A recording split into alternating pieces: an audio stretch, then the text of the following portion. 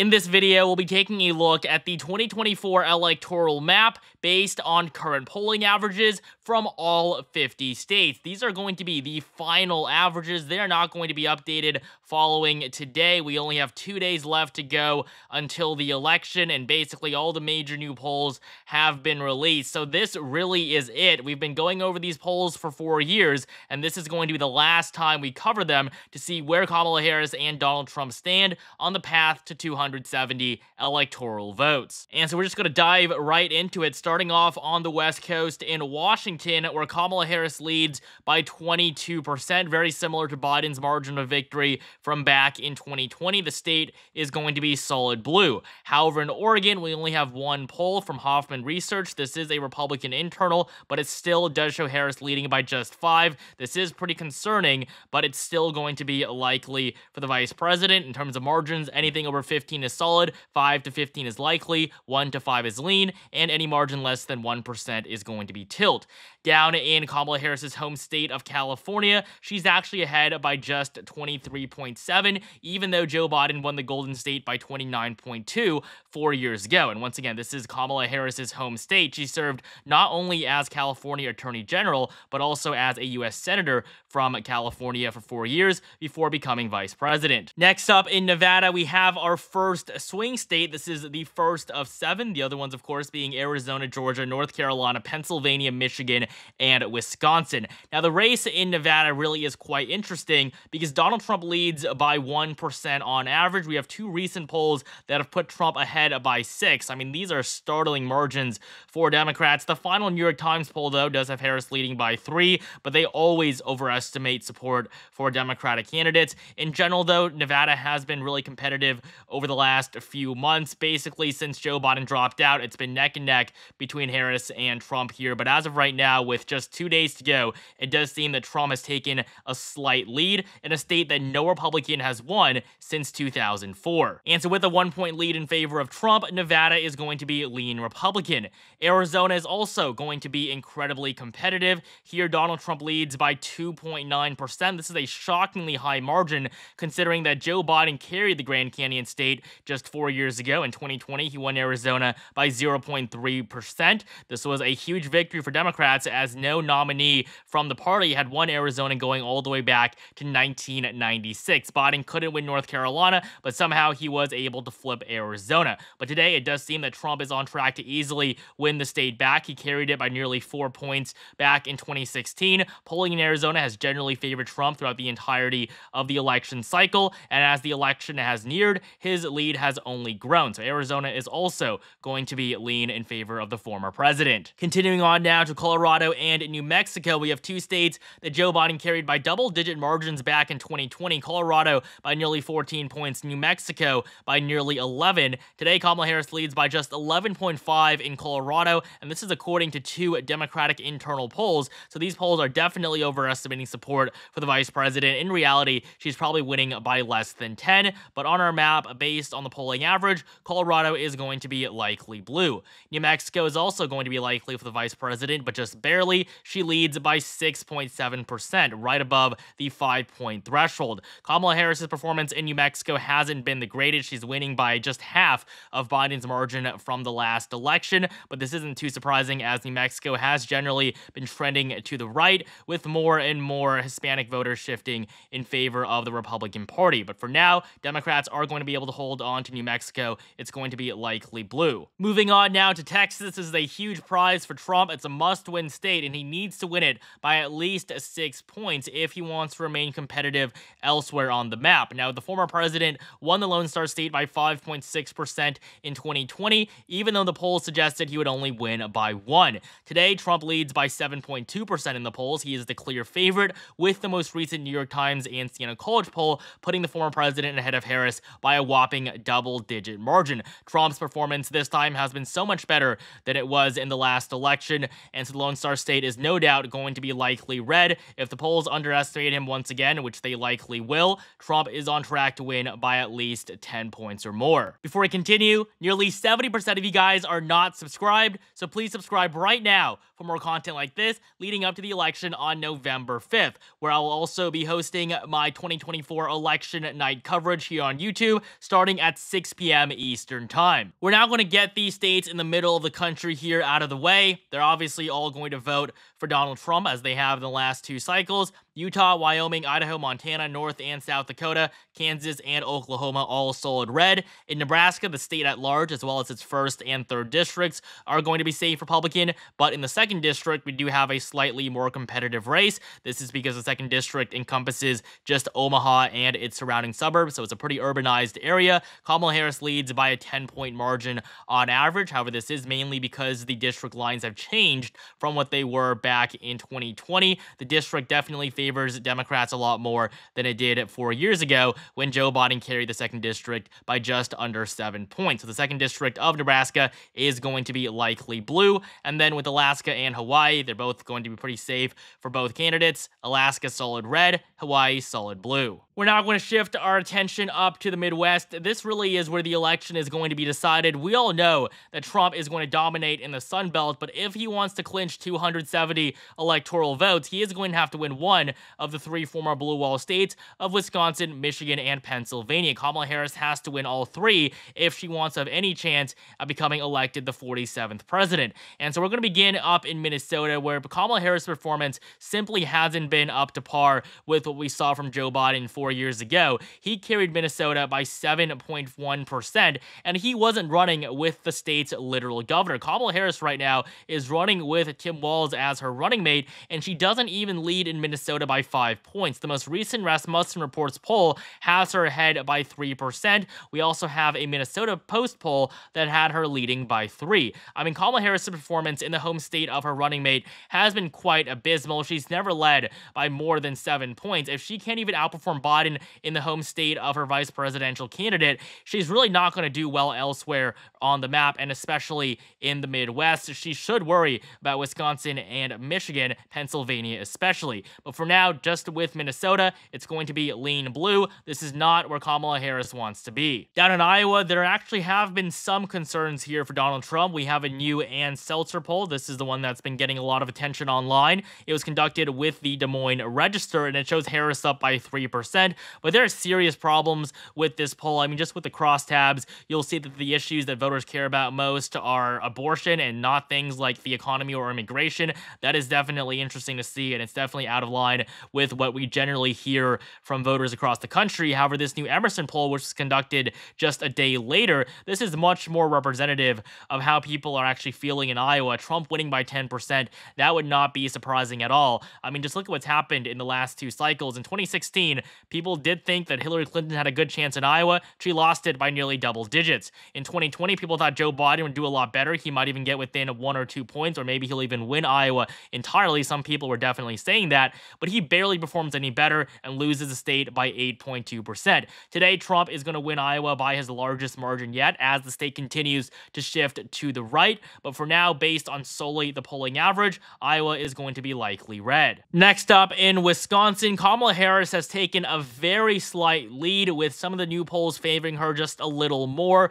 The New York Times had Harris up by 2, Marist College, Harris up by 2 as well. Trump actually took the lead over the last few weeks. He was ahead basically in late October, but now as we enter November, Kamala Harris is in a slightly better position, but still much worse than where she was in August and September, when it was almost a lock that she was going to win Wisconsin. But the issue for Kamala Harris right now is, look at what we saw in 2016 and 2020. 8 years ago, Hillary Clinton led by 5.5%. She lost Wisconsin entirely. 4 years ago in 2020, Joe Biden led by 6.6%. He won the state by just 0.63. Wisconsin polls have always heavily overestimated Democrats, and so Harris being ahead by 0.3% isn't that big of a deal for Donald Trump, but for the purposes of the map, the state of Wisconsin is going to be tilt blue. Before I continue, I want to tell you guys about Polymarket, the world's largest prediction market, where you can track election results and instantly see who's leading. These odds react in real time to current events instead of days later like the polls. There's no bias or media spin, just pure data. Market odds reflect the collective analysis, beliefs, and wisdom of thousands of traders reacting to world events. Polymarket has also recently launched a mobile app where you can access their 2024 election forecast on the go. It's what I use every day to stay updated on the presidential race. Download it for free right now using the QR code on screen or the link in the description below. Next up, in Michigan, we have another state where Kamala Harris's performance has increased just a little bit over the last week. She now leads by 0.6%, although the most recent New York Times poll is showing a tie. And if you look at polling and results from 2016 and 2020, you once again see a huge discrepancy. In 2016, Clinton led by 5. She lost the Wolverine state entirely. In 2020, Joe Biden led by 5.1. He won by just 2.8. And so definitely you have to take polling in Michigan with a huge grain of salt as well. Historically, they've always underestimated Donald Trump. If you look at where we were just a week ago, Trump was in a pretty good position. He led throughout most of October, but just like in Wisconsin, as the election nears, Harris is in a slightly better position. Ultimately, this race could go either way, but based on just the numbers right now, Michigan is also going to be tilted blue. Illinois and Indiana are going to be solid states, though, solid for their respective candidates. Illinois, of course, solid for Harris. Indiana, solid for Trump. In Ohio, though, we do have a slightly more competitive race. Donald Trump leads by 6.9%. This is still a pretty big margin, considering that in 2016, he led by just 1.6, and in 2020, he led by 0.2. Even though both times he carried the Buckeye State by 8 points or more, Trump has performed very well in Ohio over the last 2 election cycles, considering that it was an Obama state in both 2008 and 2012. In 2024, Kamala Harris has no chance of flipping it. Iowa is going to remain red. Donald Trump is probably going to win by upwards of a 10-point margin.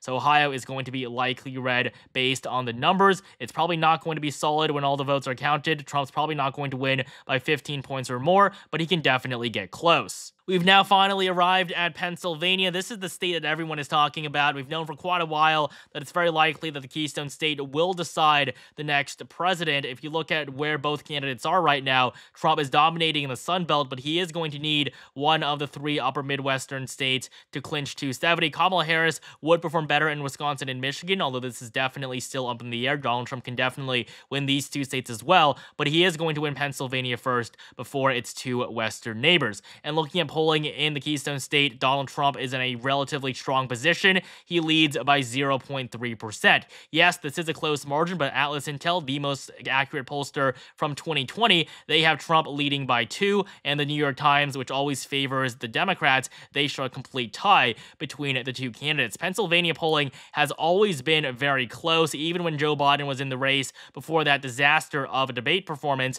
Donald Trump and Joe Biden were neck and neck. Kamala Harris and Donald Trump, we saw a similar pattern. But with the election just 2 days away, it does seem that Trump is going to hold on to his lead. So Pennsylvania is going to be tilted red. If Trump can win the Keystone State, the pathways for Kamala Harris are significantly more narrow. Moving up now to the Northeast, we'll begin in New York, where Kamala Harris leads by 17 points. She really struggled to get above a 15-point advantage, but as the election nears, her performance is slightly better. And then in New Jersey, Kamala Harris leads by 16 on average. Democrats are still feeling the impact of Bob Menendez, but as of right now, the Democratic Party is in a stronger position than they were just a few months ago when New Jersey was considered to be potentially competitive. And so New York and New Jersey are barely going to scrape by as solid blue states, while Harris is going to perform a lot better in Vermont, Massachusetts, Connecticut, Rhode Island, along with Joe Biden's home state of Delaware, Maryland, and the District of Columbia. Moving up now to New Hampshire and Maine, Kamala Harris isn't looking too hot in the Granite State, where she leads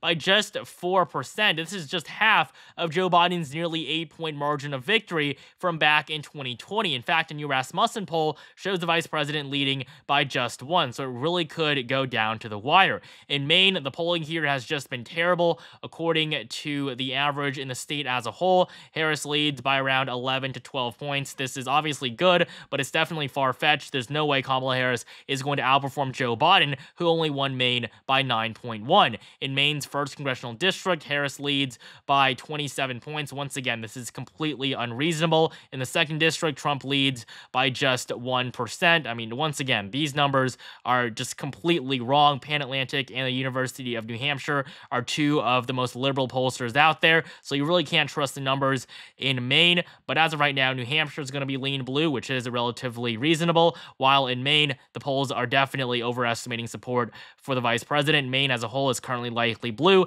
its 1st district solid blue, and the 2nd district lean red. Coming down to the south now, this is where we're going to finish up the map. It's a region where Trump is going to dominate. He's easily going to win Missouri, Arkansas, Louisiana, Mississippi, Alabama, Tennessee, Kentucky, West Virginia, and South Carolina. This leaves us with 4 more relatively competitive states. We'll begin up top in Virginia, where the vice president leads by just 5.8%. This is not where she wants to be. The most recent Rasmussen poll has her ahead by just 2 points. Her average is just half of Biden's margin from 2020 when he carried the state by 10.1%. Virginia has been shifting to the right, with the state electing a Republican governor in 2021. So Democrats definitely have a lot to worry about here, but they are the slight favorites. Virginia is going to be likely blue. Trump has also been quite dominant in North Carolina, where he leads by 1.5%. This is very different from 2020, when the polling data predicted a victory for Biden, but he still lost by 1.3%. North Carolina is actually the only one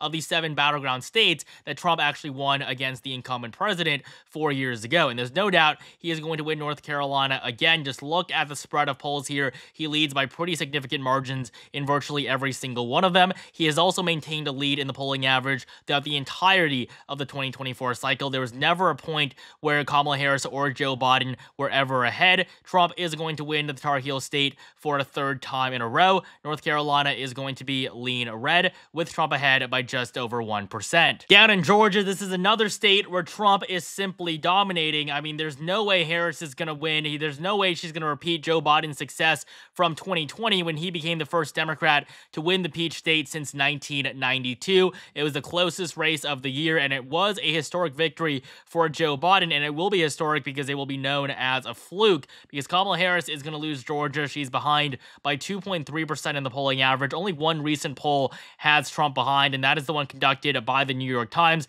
Once again, they always post the most left-leaning polls out there. If Harris is leading by 1, she's probably going to lose by at least 2. Georgia definitely favors Trump. Just look at how his lead has grown over the last few months, especially as we entered the last half of October, coming now into November. Georgia is still fundamentally a Republican state. It is still generally conservative, even though it voted for Joe Biden by a very narrow margin 4 years ago. This time, Trump is going to win Georgia back. It is also going to be lean red. And last but not least, in Florida, this is the last state to fill in on our map. It's going to be the one that gets either Trump or Harris over 270. And looking at the polls, Trump is in a very good position. He leads by 8.5%. This is incredible, just compared to what we saw in 2016 and 2020. 8 years ago, Clinton led by 0.9. She lost Florida by 1.2. In 2020, Joe Biden led by 1.4. He actually lost by 3.4. So we see a huge difference between the polling numbers and the actual results, and they always favor Trump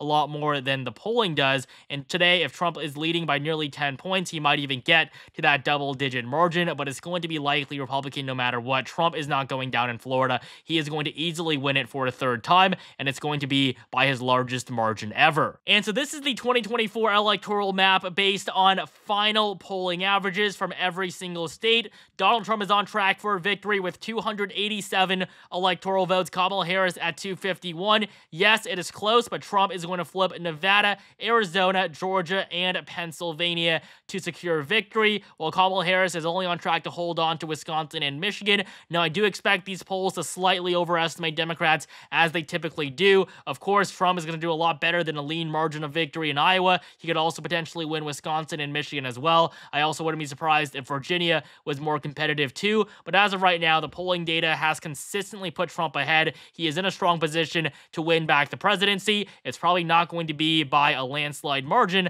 but a win is a win. Thank you so much for watching. Make sure you like, comment, and subscribe right now for more content like this leading up to the election on November 5th. Make sure you join my Discord server to participate in our 2024 prediction map contest, and also just to discuss politics with thousands of other people at discord.gg/elections. And make sure you tune in at 6 p.m. Eastern Time on November 5th for our live 2024 election coverage.